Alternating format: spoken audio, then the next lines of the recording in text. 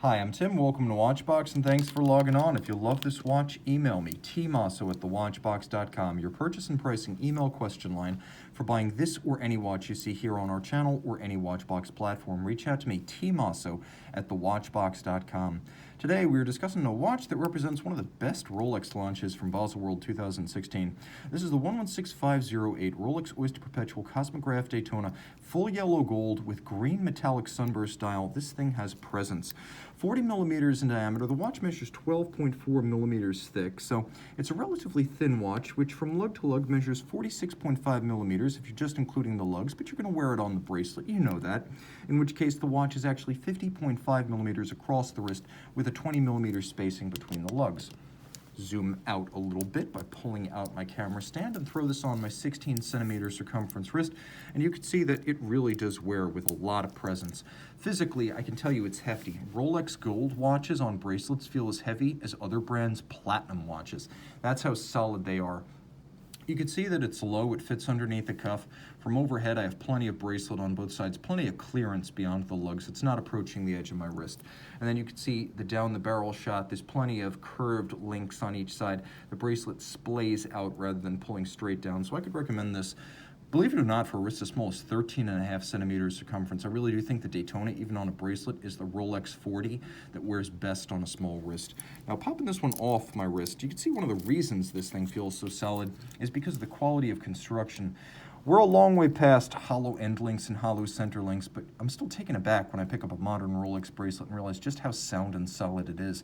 As you can see, everything is solid, polished center links, polished outer faces, satin finished shoulders. There is a taper to the bracelet. Removable links are fixed by screws, gaps on the underside designed that way to avoid pinching skin, pulling hair, or trapping wrist heat. The clasp has two locks, one with a beak and a hook internally, and you can see that one latch. And then there's a clamshell. There's a little kerf underneath the 5-point cornets. You can dig your nail in and pop it open. Note satin flanking with a polished straight through and platinum, or I should say polished faces. In yellow gold, the interior features the Easy Link 5mm adjustment system. Easy Link is the equivalent of adding or removing one sizable link. Then you can see there are these little divots with tracks that help you use your strap tool to re-anchor the bracelet inside the clasp. So you have three ways to size this: the divots, the Easy Link, the removable links. Rolling back to the case, this is well known to Rolex enthusiasts. Polished lug hoods, polished faces. It's a little bit like a Datejust or a Date-8 in that it's definitely not the squared off and sheer super case that you see on the sports watches.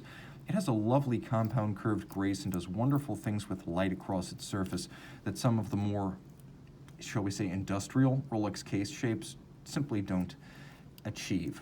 There's an inspiration and a beauty here that you don't find on something like a Sea Dweller. The crowns all screw down, chronograph pushers and crown both. You can see that this is actually a trip-lock crown in gold. You know that because the center dot is larger and there are three of them. The watch is 100 meters water resistant, and then you can see outboard there is a tachymeter scale. A lot of folks like the metal on metal look of these gold Rolex Daytonas, and I don't dispute that. While the ceramic is durable and an interesting contrasting tone, the full gold is truly breathtaking. Moving inboard of the sapphire crystal, you can see the pièce de résistance, the green metallic sunburst dial. It's lighter than British racing green, but darker than Kelly green. And you can see there are a few well-chosen accents of yellow gold, white print, and red on the inner chapter rings of the sub-registers. The effect of the light on this surface is incredible, and I don't think I can capture it to best advantage in my light box, but take my word, this is a dramatic watch, and not just because of the gold.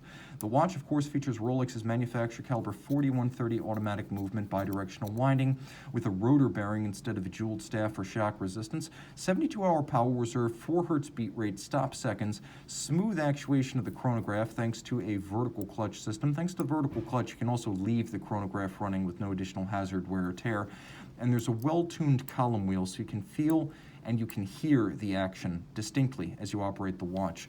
The timepiece features 6-position adjustment and adjustment significantly as a fully cased up watch. While it earns the COSC chronometer certificate, Rolex then cases up the certified movement, tests it beyond the COSC to attest that the watch will run no worse than -2 + 2 seconds per day as a fully assembled watch delivered to the point of sale. The timepiece, of course, Pivots on 44 jewels, and it has a full balance bridge with a free-sprung index for additional shock resistance, and it uses an anti-magnetic blue oxidized niobium zirconium Breguet overcoil hairspring for concentric beating in every position and anti-magnetism. It is technically impressive and all Rolex, as Rolex makes everything from the hands, the dial, the case, the bracelet, the clasp, and the movement. Email tmosso at thewatchbox.com for purchase and pricing details. Back with the green dial Daytona by night with Rolex's proprietary blue Chromolite lume.